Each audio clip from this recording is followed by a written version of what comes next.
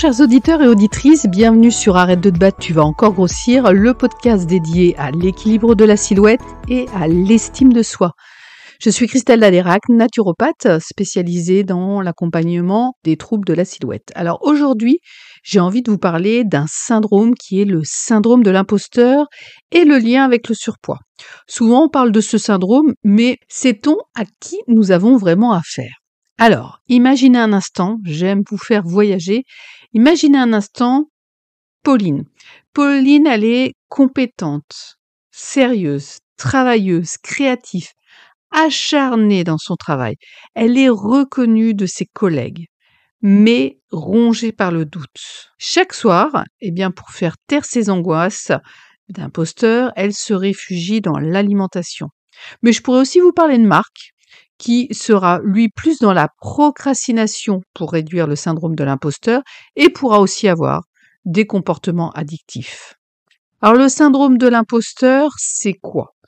C'est cette sensation persistante que malgré vos succès, malgré vos compétences, vous avez le sentiment de ne pas mériter les louanges, les compliments. Vous vous dites que tout ça, c'est dû à la chance, que les autres se trompent, qui vont même vous démasquer. Le souci, c'est que l'individualisme négatif de notre société ne fait qu'accentuer ce sentiment d'imposteur. Au final, actuellement, pour être reconnu, il faut être le meilleur, la meilleure, le plus admiré, le plus puissant. Mais ça, c'est aussi très épuisant. Alors, c'est quoi les symptômes ? Je vais vous parler de procrastination, d'épuisement dû aussi à un excès de travail. On a 2 positionnements possibles avec le syndrome de l'imposteur. Ce syndrome, donc, qui peut se manifester de 2 façons. Certains, comme Marc, vont procrastiner sur tout leur dossier, en reportant à plus tard tout ce qu'ils peuvent. Ils tentent au final, par ce biais-là, de diminuer l'anxiété. Et puis, lorsqu'ils n'ont pas le choix, comme Marc, ils finissent par s'y mettre et ils réussissent haut la main. Mais le souci, c'est qu'au lieu de s'attribuer cette réussite à leurs compétences, leur intelligence, ils vont attribuer cette réussite à la chance. Et ça va renforcer le syndrome de l'imposteur. Parce que, est-ce que la prochaine fois qu'on va me demander quelque chose, j'aurai la même chance ? C'est pas sûr. Donc ça peut pousser à procrastiner encore plus. À l'opposé, je vous ai parlé de Pauline. Pauline, elle va s'épuiser à travailler sans cesse, pensant que cela va masquer ses faiblesses. Elle va faire beaucoup de recherches. Elle va travailler 10 fois plus, alors qu'elle peut réussir aussi bien, mais en faisant moins, en respectant ses rythmes, en mettant des limites. Parce que pareil, elle a les compétences pour ça. Le souci, c'est qu'en faisant toujours plus, elle se met dans une situation de déséquilibre entre ses besoins personnels et son travail. Et sa situation va devenir précaire et elle va se dire, pour preuve que je suis un imposteur, c'est que pour fournir un bon travail, je dois faire 10 fois plus que les autres. Et ça, c'est faux, c'est une croyance. Donc pour la personne qui procrastine parce qu'elle a le syndrome de l'imposteur, elle pense que le mérite doit être attribué à la chance, avec la peur que la chance donc ne soit pas au rendez-vous pour la prochaine fois, donc plus de procrastination, plus de syndrome de l'imposteur, et ainsi de suite. Mais à l'inverse, comme je vous disais, lorsque on en fait trop, le syndrome renforce l'idée que je ne suis pas compétente, c'est pour ça qu'il a fallu que je travaille difficilement pour obtenir ce résultat, alors que le résultat aurait été le même en travaillant moins. Et du coup, elle craint le prochain travail puisqu'il va falloir fournir plus d'énergie, voire refuse de monter les échelons, parce que ça veut dire qu'il va falloir encore travailler 10 fois plus, et ça, à un moment donné, c'est plus possible, et c'est le burn-out qui pointe le bout de son nez. Donc pour calmer l'anxiété de l'imposteur, certains vont passer aussi par la nourriture. C'est un moyen de couper son mental, de se retrouver juste avec soi-même pendant 5 minutes. Il n'y a pas à jouer de rôle. Il n'y a pas à s'accuser de quoi que ce soit. Enfin, un moment pour soi. Avoir simplement un petit peu de plaisir en passant par la nourriture. Un petit peu de récompense en passant par des saveurs agréables. Mais le souci, c'est que le sentiment d'imposteur va s'aggraver. Pour preuve, là-dessus aussi, je suis pas compétente à gérer mon assiette. Là-dessus aussi, je ne suis pas compétente à gérer mon poids. Donc, ça prouve bien que je suis un imposteur. Alors, avant d'aller plus loin dans ce syndrome, je voulais vous rappeler que vous pouvez travailler sur vos blessures avec les ateliers que je propose en dessin neurographique ou avec l'enfant intérieur, ou avec les suivis individuels, et vous pouvez retrouver toutes les informations sur www.silbaya.com. Alors, ce syndrome, ce n'est pas juste un manque de confiance en soi.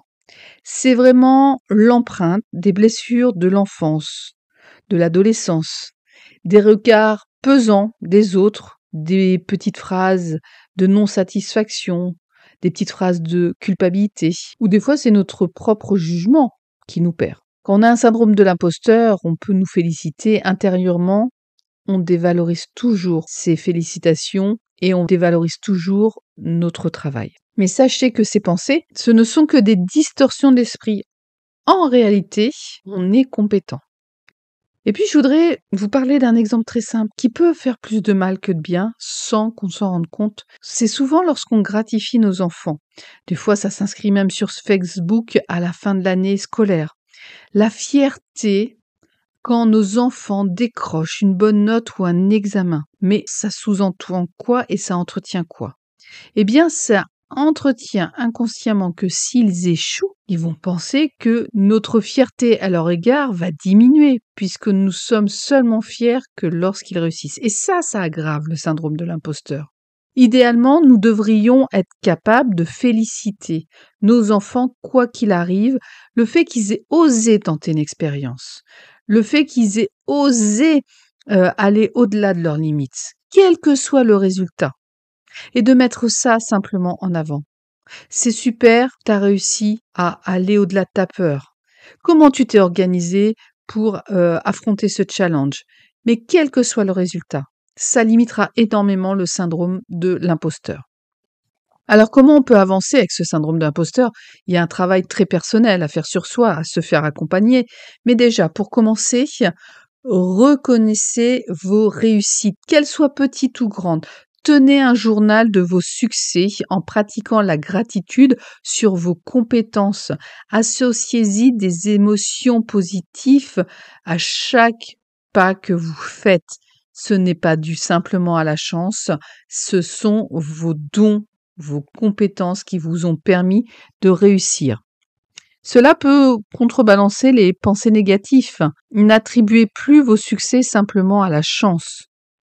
Et surtout, donnez-vous la permission d'être imparfait et imparfaite. Identifiez même le monologue intérieur négatif qui peut même correspondre à la voix de votre entourage quand vous étiez enfant. Mettez un stop à cette voix. Demandez-vous ce que vous diriez à un ami qui ressent la même chose. Soyez votre propre soutien. Acceptez aussi que le doute fasse partie de votre vie, c'est naturel. Surtout lorsque on est en transition ou dans de la nouveauté. Et puis, on est tous soumis à soi-disant ce qu'on appelle un échec. Mais voyez l'échec comme l'opportunité d'un apprentissage. Analysez ce que l'échec vous apprend de vous-même, de la situation. Comment vous pourriez mieux réussir à l'avenir, mais sans vous maltraiter. Et puis, plutôt que de fuir, eh bien, identifiez et écoutez les peurs qui se cachent derrière le syndrome de l'imposteur.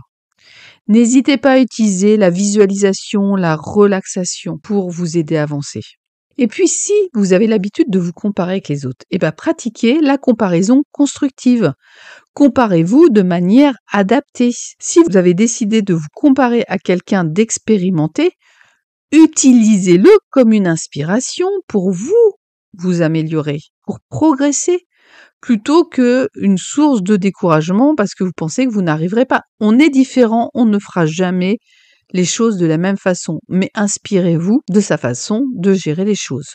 Alors la prochaine fois que vous voyez ce syndrome de l'imposteur surgir dans votre vie, mettez-le à la porte. Vous êtes bien plus que vos doutes, vous êtes bien plus que vos peurs. Il faut vraiment prendre chaque jour comme une nouvelle chance de se réaffirmer. Soyez bienveillant avec vous-même. Personne n'est tout blanc ou tout noir. On a tous des moments faciles et des moments difficiles. On a des moments négatifs où on n'a pas le résultat escompté. Et des fois, on est en pleine réussite, mais c'est bien grâce à vos talents et pas à la chance. Donc j'espère que grâce à ce podcast, vous allez pouvoir démasquer cet imposteur qui vous bouffe la vie et le mettre donc à la porte. Et si ce podcast vous a plu, n'hésitez pas à le partager, à le liker pour soutenir la chaîne. Et si vous voulez avoir plus d'informations, rendez-vous sur www.silbaya.com pour les ateliers et les suivis individuels. Et en attendant, je vous souhaite une bonne journée et un bon week-end. Et je vous dis à très vite. Bye bye.